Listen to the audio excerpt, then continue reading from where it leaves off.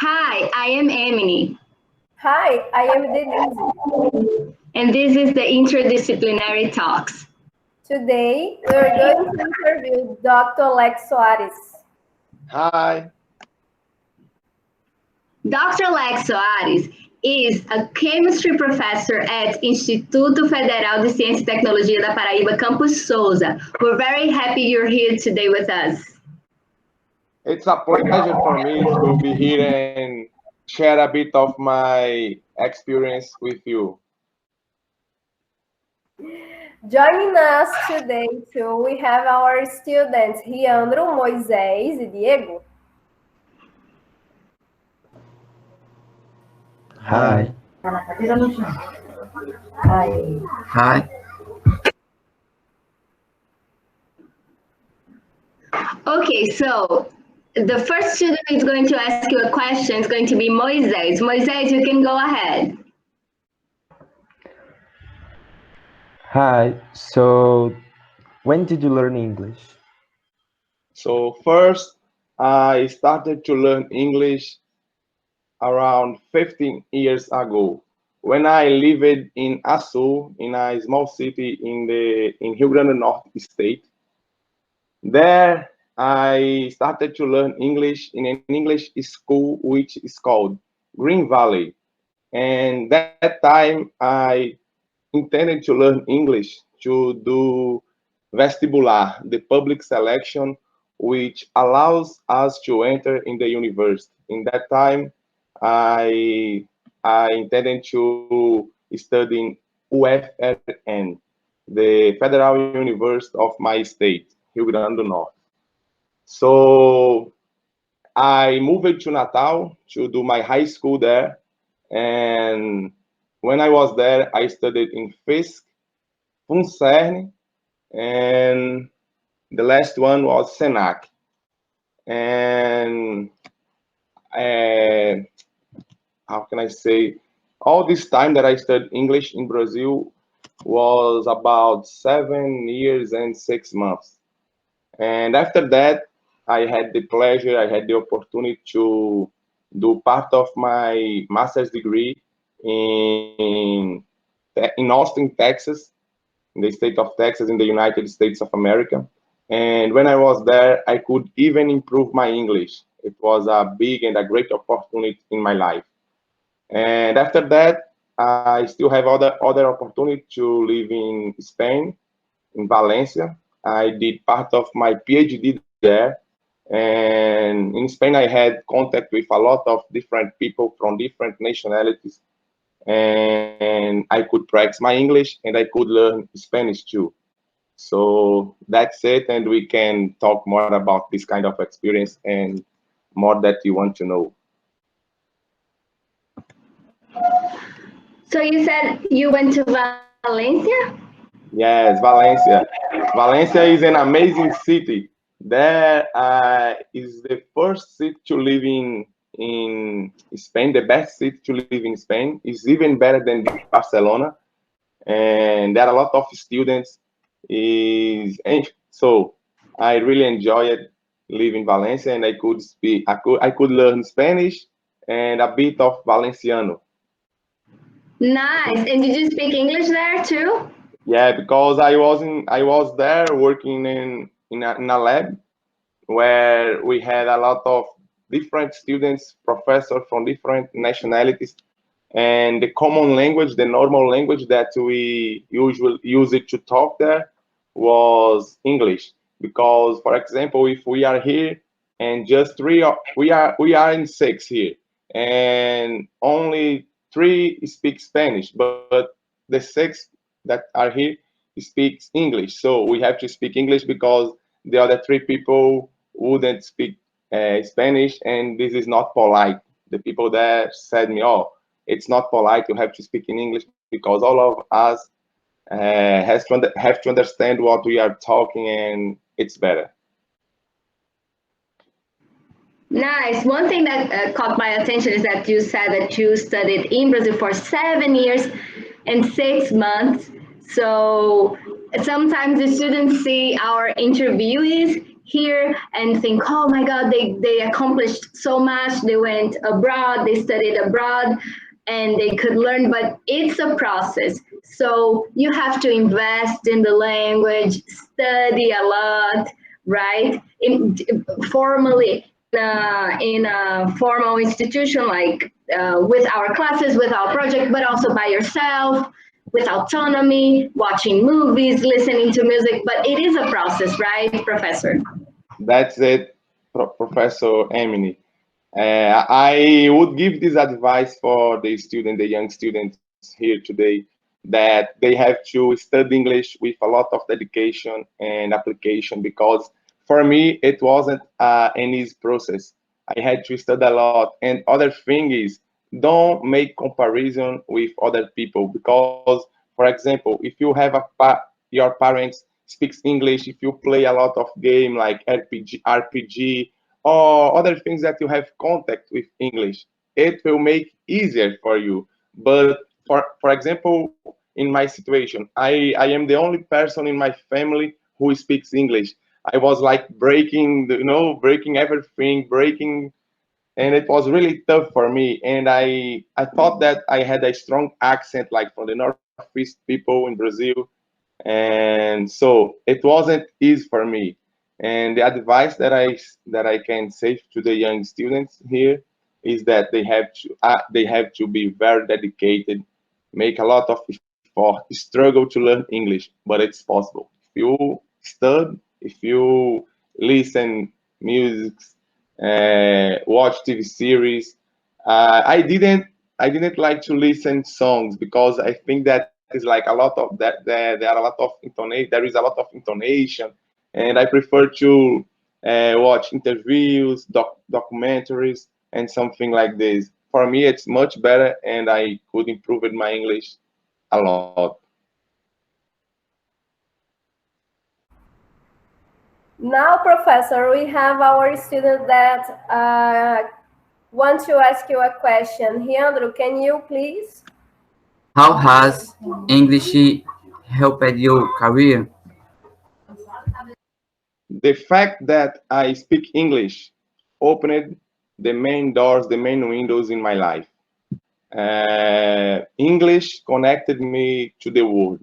To be more precise, when I was in my master's degree, I was in a congress about nanomaterials, and there was a professor from the University of Texas there, and he came to my banner. I was presenting a poster banner, and we started to interact, to have a conversation.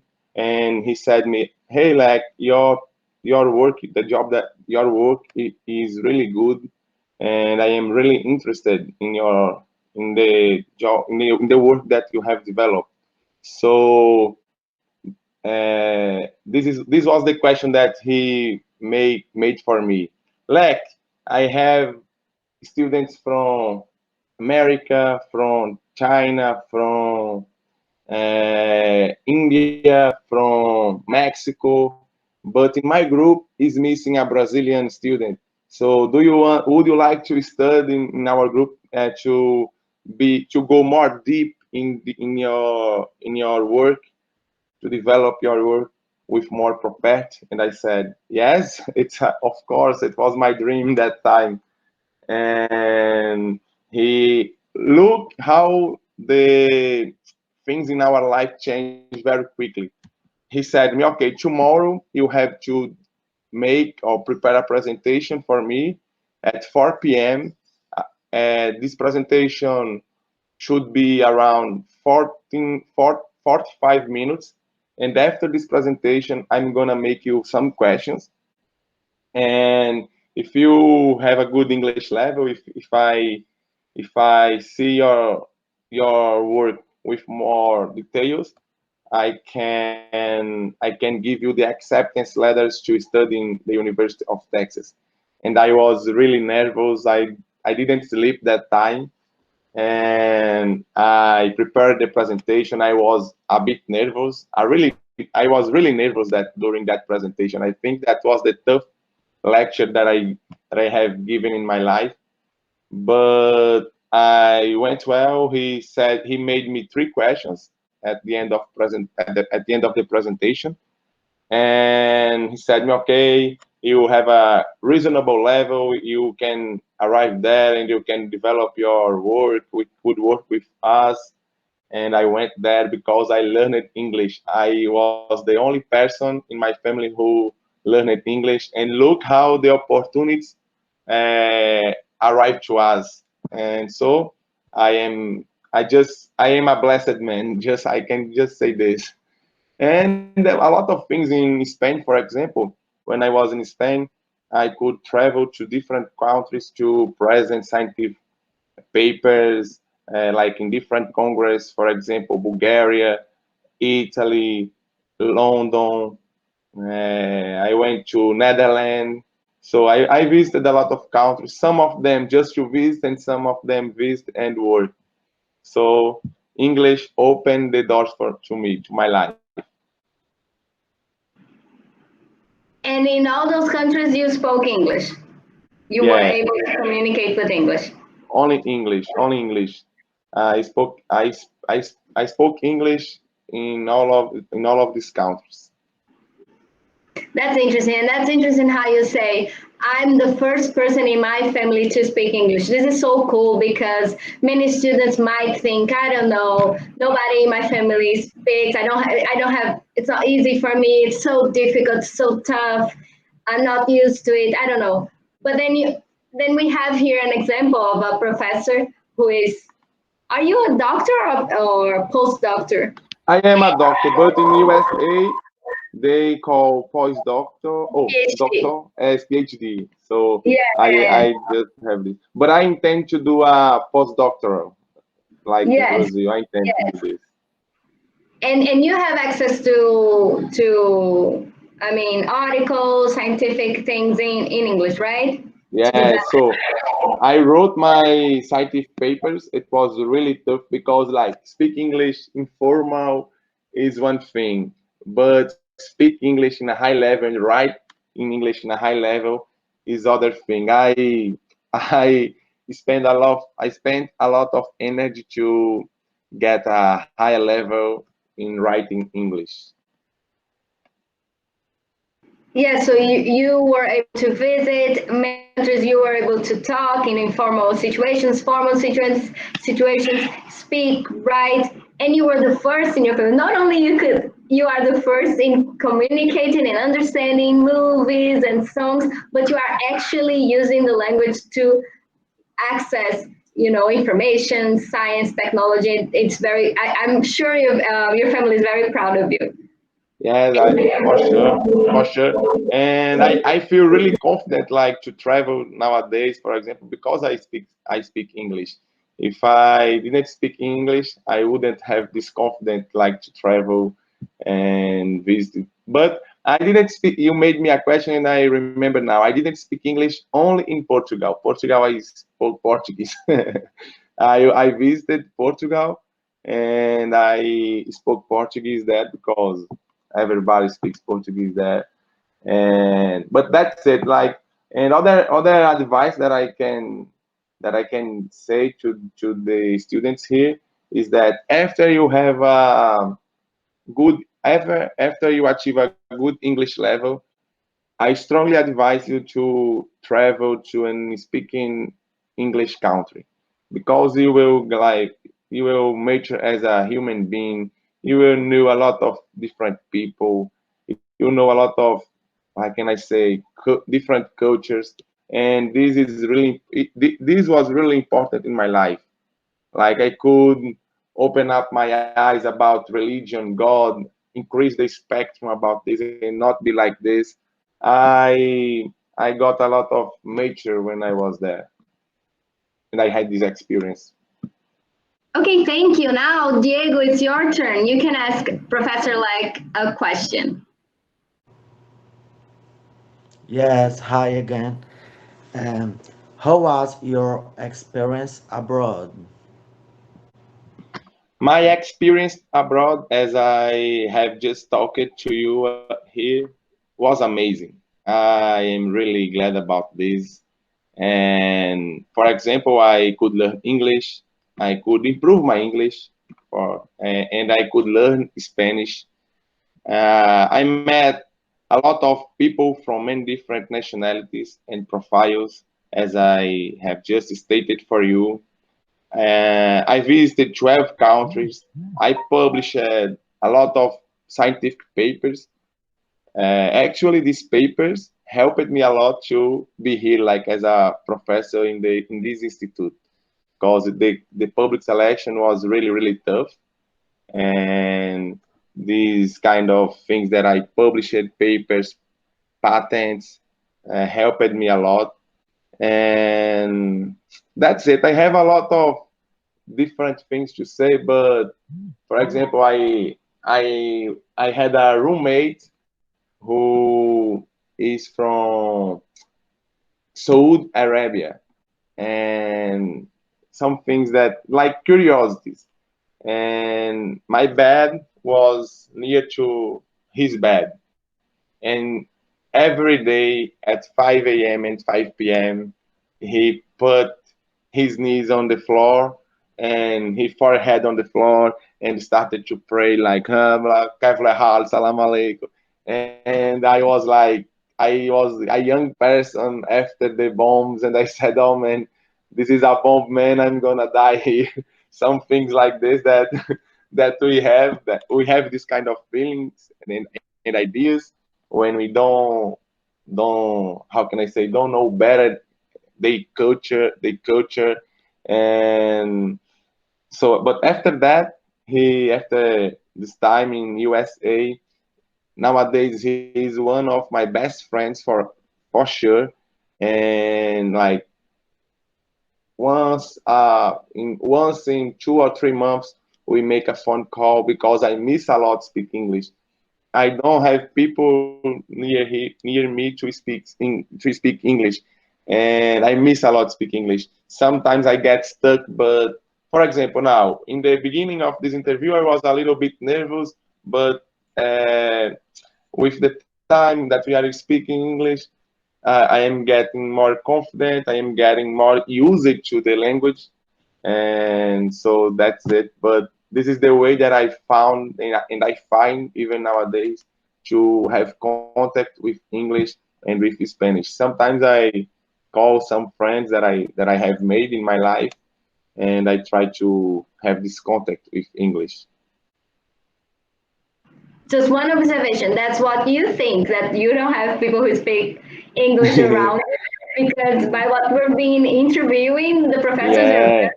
very, they speak English, all of them. Maybe we should gather everybody together after, the pandemic situation, to just engage and speak English and practice, because practicing is really important. And when you presented me this project, like about speaking English, I was really excited, and okay, I'm gonna participate of this project because this is something that I really want to do. I wanted to say something related to your experience, your cultural experience, because it is like that. I had two professors that in graduation that they are from India, and they have such a religious thing that they do every day inside of the classroom. It's like a thankful for something that I didn't ask, because I respect the moment and everything. But it is like that. It is a cultural thing that you stay like this. Oh my God, what's going on? And you learn something that everybody has a cultural experience, a cultural background, and you have to respect. English give us that awareness about respect the other person, the other experience that others people have or had. And when you laugh, I remember that I laughed too, and now I think that why I left that by them. And I know that I did not have this awareness that I have today. And English give me that, because we get in touch with so much people, and we have to know that, and we have to respect them. And English give us that opportunity, and that's it. Amy, you have a For comment? for example, other curiosity that I want to say for you is when I was there with this friend from Saudi Arabia, in Brazil, my parents usually use it to buy beefs of pig. And I went to the supermarket in the USA and I bought pig. But when I arrived at home, my friend said, "Hey man, are you gonna cook pig?" And I said, "Yes, it's delicious." And he said, "No man, this is an animal of the devil. You can't eat this. If you eat this, I won't be your friend anymore." Na na na. Really radical, and I, oh my god. But this is like something that when you live and you see this kind of situation, you understand the world better and you say, oh my god, how how is this culture? The people is really different, so different from us. Understand? And this is like really interesting to share with the young students now. This kind of I think contrast, that, this kind of conflicts. yes, and I think that when we learn about another cultural experience, we learn to be more open to the other person, other people opinion and everything. And that, I think that it is what our world is needing now. It's like that. It's something that we don't know, and we have to respect that to develop our social awareness, and that you said to us, it's more like that. And you didn't say to your friend, no, I'm gonna eat now, I don't respect you. It's not like Yeah, that. You respect him and everything. yeah, yeah. Other Yeah, thing and that, well, okay, I mean, continue. I think that your friend was also in the process of you're so weird because you eat pig, and you were in the process of why can't I eat pig, right? So he was in this process that I think that it's very common when you get cultural contact. It happened to me, it happens to everybody. Culture shock is something that we understand, we talk about, because it exist when you travel to a place where culture is really different. Then you start to think everything is wrong around you, so Yeah, he's wrong, you're wrong. And then, like Professor Denise said, you begin to understand that it's not a question of right and wrong, it's a question of just being different, and then you learn to accept. And he was in his process as well. But I all, think that this cultural contact through the English language, right, yeah, allows us to really connect and understand and respect, because we know one of my best friends that I made abroad is Muslim, and she was scared of telling me she's Turkish, and she was like, "Oh, I didn't want to tell you that I was Muslim," and I was, "What? Don't what?" And then and then when I tell her, Christmas, God bless you. And she's just laughs. She tells me, Allah blesses you. It's like we don't. Okay, it's something positive she's telling me, and she knows that I'm telling her something positive. It's not her God, but it is from my heart. It's something that I believe in. It's good, and we're so well resolved on this. It's so cool. I really like these experiences. yeah. And all the cultural conflict that I had when I was in Spain. This one, I have a friend from German, and including this friend of mine came to Brazil in 2018, and we were like traveling for 1 week in Brazil. I was in Valencia, and her grandmother was in a hospital, like really bad, in a bad situation. And in Brazil, we usually say, "Hey man, what's up?" We don't think, but we say, "I'm okay, I'm okay." But the people from German, they are like colder. The social bubble that we say is like really bigger than our one. And I arrived to my friend and other friends. Hey, Yana, how are you? Oh, how are you? What's up? And she was like in silence. Okay. Oh. And but why, Yana? And she said me, I am not like Latin. We are not like Latin. When we feel bad, we don't want to say, okay, I'm okay. Like we really give worth to the words. Like we don't say, because I'm really bad. I won't say, oh, I'm okay, and how are you? And this was something that shocked me and got my attention.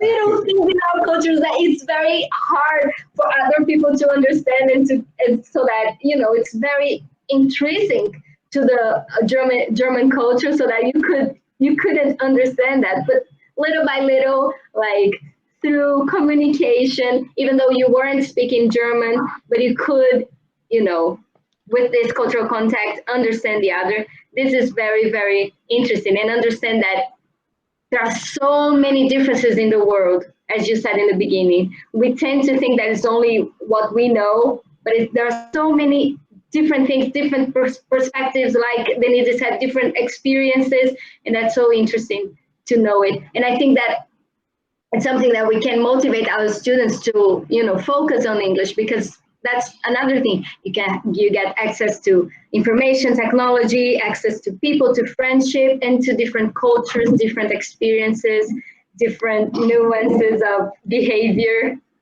Yeah, Emily, Professor Emily and Denise. It's like I have a lot of situations like these ones, and but for this moment, I think that it's enough, and we can arrange other moments to share other experience that I have, that you have. Other thing that I noticed when I was living abroad is that when I found a person from Brazil, I could notice and oh, are you from Brazil? You have the same feeling, Professor Emily. I don't know. I don't know if we smile. I don't know. Yes, we can know. We know we're there. You're from Brazil. I know you. There are typical accents. For example, French people, you identify really easy.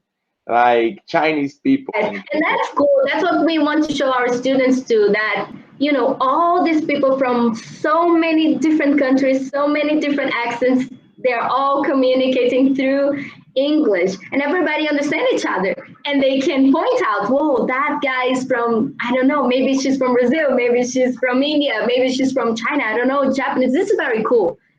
Do you want to know how you can get the Texan accent? The How? people from Texas speak like this. They don't open their mouth. Hey man, what's up? Come on, guy, come on. Good impression. Yeah. Oh, the students are laughing here. Okay, guys, I think that as Professor said, it's enough. Maybe he can join us other times, and we would be glad to. But I think it's enough for now, and I hope that we motivated you, and we brought you, all these professors to show you that it is a good thing to invest in the language, even though people in your family don't speak English, even though maybe it's difficult for you. But you have your teacher at school, you have internet, you have so many things, YouTube interviews that you can watch in English, like this one you're watching. And if you dedicate yourself, you can be like Professor Lech and all the professors that we've been interviewing here, right, Denise? Yes, of course. And to ensure that I am the only one in my family that speak English, and that's it. You can do everything that you want to do if you work hard in the language. Because even I or Amy or Professor Lech, we do not have the perfect English. You can see that.